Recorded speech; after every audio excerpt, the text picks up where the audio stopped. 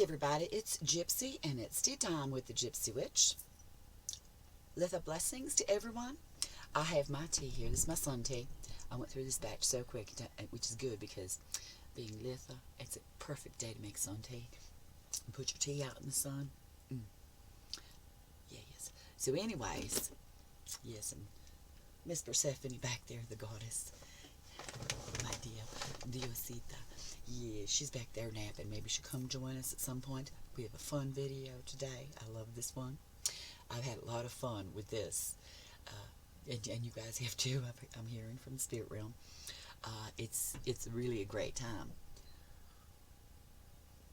So, today's topic is cooking with spirit. Yes. You can take it both ways. Cooking with spirit, like happy and joyful and with enthusiasm, which is cooking with your spirit. But you can also include those who are totally in spirit, no physicalities, no bodies, they're in the spirit realm. I do that. I have done that. It's a blast. So, you wanted to add something already? No, not yet, Mama. Okay. Anyways, when my oldest son John was here, he was my foodie buddy. Mm-hmm. He would find all kinds of unique food, unique restaurants and stuff, and he'd say, "Hey, Mom, I'm going to come pick you up." He don't talk like that. I don't really either. I'm just being funny. Anyways, yes. Right. He had very straight, he still does, Midwestern accent. I have Midwestern Appalachian mixture there. Anyways, I'm just strange that way. Anyways, he'd call me up, "Mom, I found this great restaurant. It's very unique." He'd come up with all these strange, different foods and stuff. Oh, that time in Chinatown in Cleveland? Yeah, that was fun. Your mama started talking about a topic that I guess I didn't know. The family that owned, the Chinese family that owned the restaurant, is extremely conservative, and I have a habit of blabbing my mouth about things that normal people don't want to hear about. So anyways, we always did that and stuff. We love Oriental food, Thai food, Chinese food. Oh, you remember we went to that restaurant Susan turned me on to over on Mayfield Road in Lyndhurst. Bangkok, yeah, right. Thank you. Bangkok, yeah. We like that kind of stuff. So anyways, I think the first thing I did this with, but it wasn't totally a direct communication with my aunt. Now, my Aunt Rose, she had a reputation, and this is just not a reputation, it is true. She made the best pizza ever. Every holiday, especially Christmas Eve, Italians, Sicilians, when it comes to Christmas Eve, it's like a big to-do, and Christmas is celebrated forever and ever, and it never ends. But anyway, she'd always make her pizza for so many things. Oh, best pizza ever. So she crosses over, what I consider very suddenly. I know I was shocked as hell. In her 60s. Right, so anyways, we're all missing her pizza. Right, she was the aunt who made the best pizza. The mom was you 5 children, yeah. So I decided one day I was going to figure out how to make my aunt's pizza. It took me quite a few times. Now, I did not directly contact her because, like I had told you, at some point when I was a child, I decided I wasn't going to talk to spirits anymore. I think I wanted to fit in. I wanted to conform, which goes against my grain naturally, but I did. So anyways, I did somehow connect with my aunt, and I received the information, I'm going to say inadvertently, on how she made this pizza. So now, Aunt Gypsy, my family don't call me Gypsy though, yeah, she makes the best pizza now. Everybody wants her pizza because it's just like Auntie Rosie's. Right. So I did it that way the first time. So after I went back to fully communicating with Spirit, it got even more fun. Now my Aunt Marie made the best pasta vajou ever. And she had been on the other side for years and years, and I'm like, I am missing that pasta vajou. So pasta vajou is an Italian soup, more Sicilian. Yeah, makes sense. It's tomato base in our family, so yeah, it's more Sicilian, and it's got the beans, the fava beans. I like them dried. Yeah, we're talking about food again. My family, we start talking about food. My Aunt Marie and I, my Aunt Rose. Anyways, right, and it's got the little noodles that are like a little tube. and I want to make it just like her. Now, we would cook together before she left here, but this was different. I never got to learn how to make the pasta fagioli. So one day when I lived back in Ohio, that was before I was a nomad, Aunt Marie came from the other side because I was jonesing for pasta fagioli. Aunt Marie's. And she stood next to me or floated next to me or whatever it was. She was flitting all over the place, right? And I had my chronic fatigue syndrome, the ME/CFS, was really bad at that time. But she would tell me I had all the ingredients I needed. She told me exactly what to do, what to put in. Not not so much how, yeah, just toss a little bit of this measuring. Yeah, there really wasn't a recipes for like sauce and pasta fagioli and things like that in my family. So anyways, she was right next to me telling me how to make it. And then I got really tired. She told me to simmer it for an hour and a half, right? So I go in the living room to sit down because my chronic illnesses were acting up. And I might have had my flame a little bit too high. Next thing I know, Auntie Ree's next to me again going, Michelle, you need to get back in that kitchen and add some more water to your pasta fagioli because it's simmering down too much. Lower it. And yeah, so that's how that worked. And it came out perfect, just like Aunt Marie's. Oh, I was so good. So now, yeah, it's been a while. So if I make it again, I'm going to need her assistance again. And then there's times like I'd be cooking. I just throw things together, right? And I was trying to think of something really good to make with what I had in the house. And of course, it was Chinese and a stir fry. So John and my two middle children, Tina and Ricky, they're all hovering around me and putting ideas in my head, particularly John, yes, about what to put in and stuff. And oh my God, it comes out great. Yes, so we do this quite often. I haven't done it recently because, as you know, everybody, I'm having this problem with the diamond. These kind of things are going to come back and get better again once again, but it's still here. Yes, my ability to do these kind of things. So that is what cooking with spirit is for me. Now, you have this ability, or you want it. We all have it deep down in here, and you want to own it. And you get good enough for this, and say you have an ancestor or relative. Oh, yes, Grandma. A Grandma Buchheit. Oh, the spice cake, my daddy's favorite cake. My mom got the recipe, used to make it all the time. So yeah, it's our family's favorite cake. This is, oh my God. Yeah, we're talking about the apple cake on the Italian side. This is the German side, my German grandma. Right. Oh, this spice cake, oh, is it amazing. So she crosses over, what was I, like 41, 42? That was a long time ago. Right. We all decided, me and my cousin at least, my sister I think, we wanted to make the spice cake, but nobody had the recipe. So we contacted my Aunt Sandy. Of course, I do it during haying season, and my aunt's like, Michelle, right, we're going to have to wait on that because it's haying season. I'm busy, but as soon as I'm done here, I'll send it to you. So she eventually did.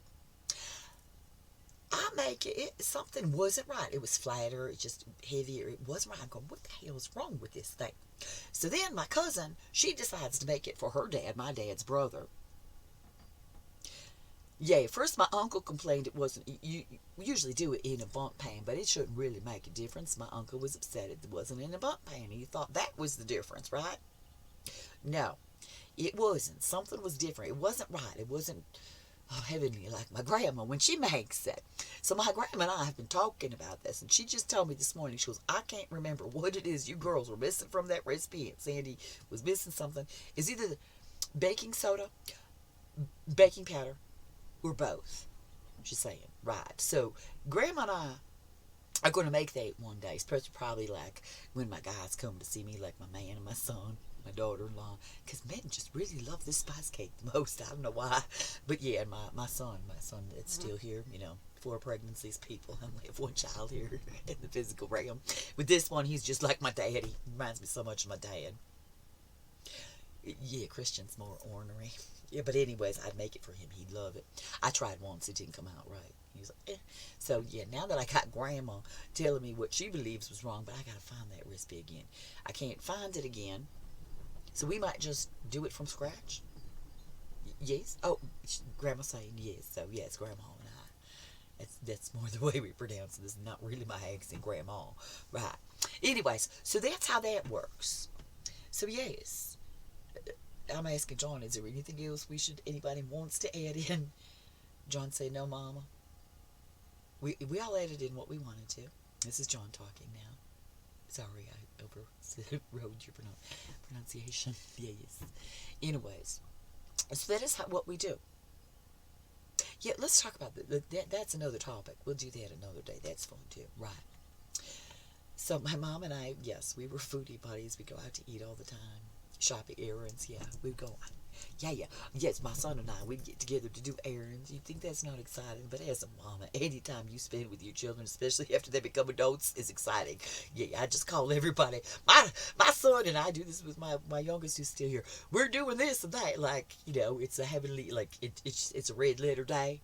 It wasn't, but I just, get so excited when my adult children come to see me. Right. Yeah, we'd go on errands. Yeah. Yes, and then we go out to eat. Right. So anyways, Mom, let me take over. Yeah, and on my birthday that one time. Yeah, that's not what I was going to talk about. But yeah, we went to the Hunan. It wasn't buffet. Right. The Hunan restaurant over in Highland Heights. Right. And that one, I critiqued. Yeah, you did. I thought it was delicious. Mr. Fancy Pants over here, would you say, honey? I was sitting across the table from my mother.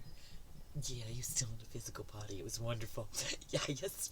So anyways, yes, Mom, it was. I said, it's not authentic. Oh, that reminds me of another time, right? Anyways, before you were born, right? Because I had lived, I lived with my friend who was from China. And I did go to Beijing, right? Where you got me that fan. Yeah. And I learned what was authentic and what was not. So that's how I became my mom's foodie buddy, and we'd go for these unusual foods and stuff. So that's how that came to be. But yeah, we do cook even now we do stir fries and things together, and it's very easy if you hone in on your psychic mediumship abilities to access this information from the spirit realm. Like my mom said, you have an old family recipe that you lost. You can contact your ancestors who created that recipe, invented it, and you forgot, like my mom and my great-grandma Regina are going to do. You can do that, and it works. Yeah. I am. Right, and the other not authentic. One of my first jobs, my second job when I was a teenager, there was a new restaurant that came into town called Chi-Chi's, and I was a hostess there. And so one day I decided I was going to take my abuelita. Yeah, my family's from Sicily, but then, yes, my family ends up in Chile, which is where my abuelita was born. So I decided to take her to Chi-Chi's. She said, it's good, honey, but it's not authentic. So then years later, decades later, we've got her great-grandson sitting in an Oriental restaurant. Yeah, and you did speak, you still do, yes, of course, Chinese, like I thought fluently. And not really fluently, Mom. Well, that one restaurant we were in, right, his ordinary, they had two menus, one for Chinese people and one for Americans, was more palatable. So, of course, I got the American one. My son, he gets the Chinese menu. And he's talking to the waiter in Chinese. And, of course, I'm just like, oh, my God, look at my baby. I'm so proud. Right, Mom? But bronchitis still acting.